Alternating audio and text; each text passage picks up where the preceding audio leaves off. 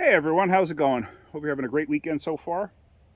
So I got a couple more stories to tell you, and a couple of them, it's kind of about common sense and thinking things through and not just going ahead and doing things. Sometimes people will just jump into something without really knowing what they're doing. Something as simple as an oil change. Let's go with that. Let's start with that story. So when I was at the dealer, I part of this is hearsay and part of this is what I know actually happened. Apparently, this guy calls up and he asks how much for an oil change on his Dodge Caravan. So I told him whatever the price was. So he was like, "Oh, okay." So like, "Do you want to make an appointment?" He didn't want to make an appointment. Next thing you know, the parts department gets a phone call. How much does it cost for 5 quarts of oil and a filter? So they give him a price. Oh, okay.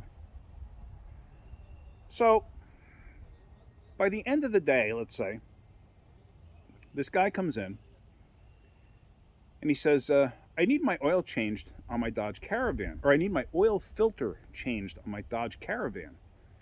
He says, I went to go change my own oil and I can't get the filter off. He goes, but I don't know what happened. He goes, my car died pulling in the driveway. One of the other techs goes out there, looks at it, it's got no oil in it. What happened here? It was a new Caravan. It had not even 3,000 miles on it. Well, I was going to change my own oil, so I drained all the oil out, and I couldn't get the filter off, and I didn't want to contaminate anything, using an old filter and new oil. He goes, so I figured I'd just bring it here, and you guys could change the filter. That was an expensive lesson for that guy. He had to pay for that. He admitted that he drained the oil. He paid cash for us to do an engine on that car, on that Caravan.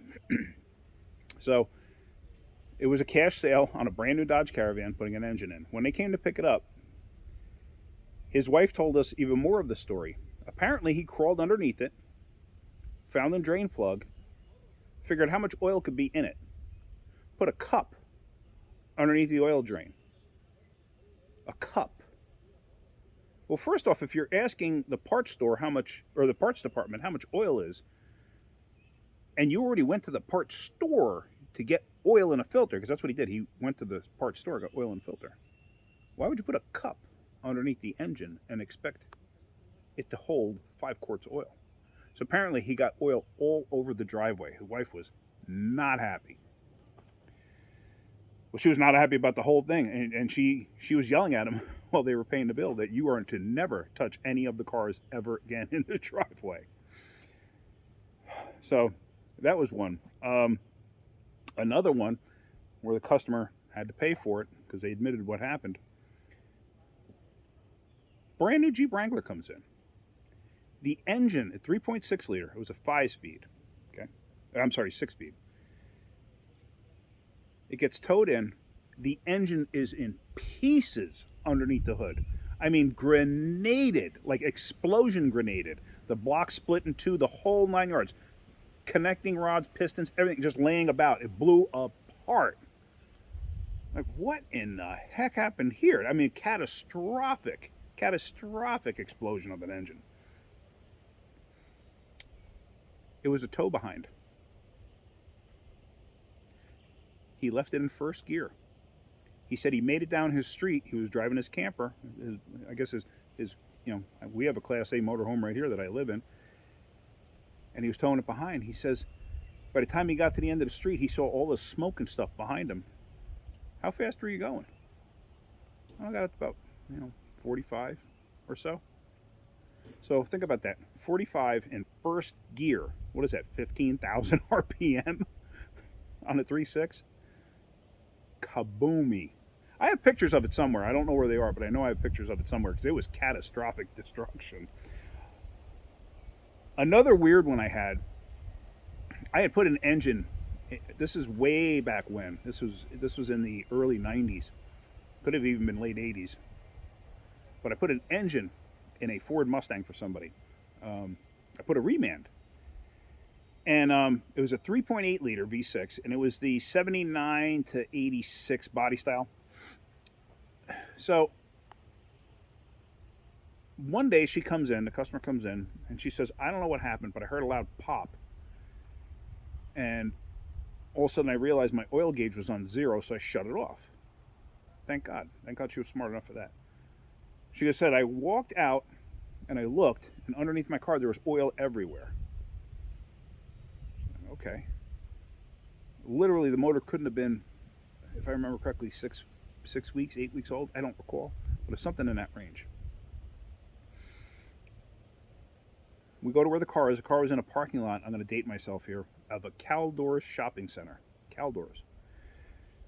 So we go to where the car is, and there is an oil stain in the parking lot. And that Caldors shopping center had a hill. The parking lot was on a hill. Not a steep hill, but enough of a hill, enough of a grade.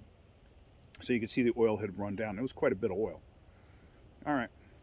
So pop open the hood, go to check the oil, and I happen to look down, and on the 3.8 liters, the oil filter is actually in the front. You can see the oil filter. The outer case of the oil filter, like the actual shell of the filter, is laying away from the filter itself. What the heck happened there? All right. Ran back to the shop, got however much oil we needed, got a new filter. Went back, defective filter, who knows?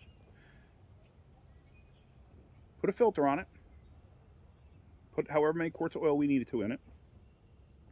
The other guy that was with me, I told him, start it up. Of course, I'm watching underneath the hood. He starts it up. Now, it was a carbureted car, so you hit the gas once or twice, and the choke gets set. So now you're going to have a high idle, 2,500 RPM or so. So he starts it up, and I'm watching, and all of a sudden you can actually see the oil filter expand, and then at the end where it's rolled into that metal base plate, where it's actually rolled inside to that, you could actually see it unfurl itself. And I screamed for him to shut it down. As soon as he shut it down, it actually blew the case off again. Somehow or another, the pressure regulator in the oil filter had locked up, so this thing was making who knows how much oil pressure. But it was making so much oil pressure, it blew the filter off. Never seen it before in my life. I've never seen it since. Strangest thing I've ever seen. It was like, wow, that was an oddball. But we got it back to the shop, and whatever I had to do, I had to take the oil pump out of it, and I think we either put a new pump in it, or I'm pretty sure we probably just put a new pump in it because the pressure regulator is built into the pump. But yeah, so we had to do that. I don't remember who rebuilt the motor. It could have been like the precursor to Jasper engines at the time, because we were using well-known company, but I just don't recall who it was. They actually paid us to do that. I had another one, a Cavalier, that I put a motor in, and this was actually through GM. I got a GM 4-cylinder long block. So I put the motor in, I go to get it started, and I get pop, pop, pop, pop. Okay? Pop, pop, pop, pop. It, like, you can hear it, it like wants to start, but it sounded like I had no compression. So I was like, what the heck's going on here? So I start messing around with it, and I'm checking spark, I'm checking the usual stuff, and I'm like, what the heck? It's a 4-cylinder. What could I? Got 4 ignition wires, whatever. It couldn't be that difficult. So I wound up doing a compression test, and the 2 center cylinders were dead. Dead? How could they be dead? So I called GM, and they're like, what's the serial number on the tags for that motor? So I gave them the serial numbers, and they were like, oh man, we're sorry. That thing was supposed to be taken out. Somehow it slipped through. They had wound up putting the wrong camshaft, or misground camshaft into a certain series of those motors, or a certain run of those motors. So GM actually paid me to do it again, but the wrong camshaft in a brand new remanufactured motor. Oh, really weird. I've had people compliment me or say to me they like the fact I say that my wife and I, we actually like each other. We're best friends, the whole bit. And we really are. She's my yin to my yang, the whole bit. We are best friends. We really are. And one day we were supposed to be going out to lunch, or we were going out to lunch. And the Snap-on guy shows up. So I'm on a Snap-on truck, and my wife pulls in the driveway of the shop. But she says, I all of a sudden I get a text on my phone, and it's a picture of the Snap-on truck, and it says, "I hope you're not in there spending any money." So my Snap-on guy, Nick, he just had a baby. Congratulations, Nick, baby boy. Um, so I took this picture. I had to print it up because it's funny as heck, and I sent this to my wife. That's on the Snap-on truck. That's Nick. I thought that was pretty funny. Anyway, I just thought I'd share a couple things with you. I thought it was a fun thing to do. So, hopefully you're getting something out of stories. If you like the stories, let me know. I'm gonna try. I try to do like one a week, one every other week if I can. So, but if you like the stories, just let me know. All right, guys. If you're enjoying my channel, hit that like button. If you could, please subscribe. All right. Have a great day. Keep wrenching.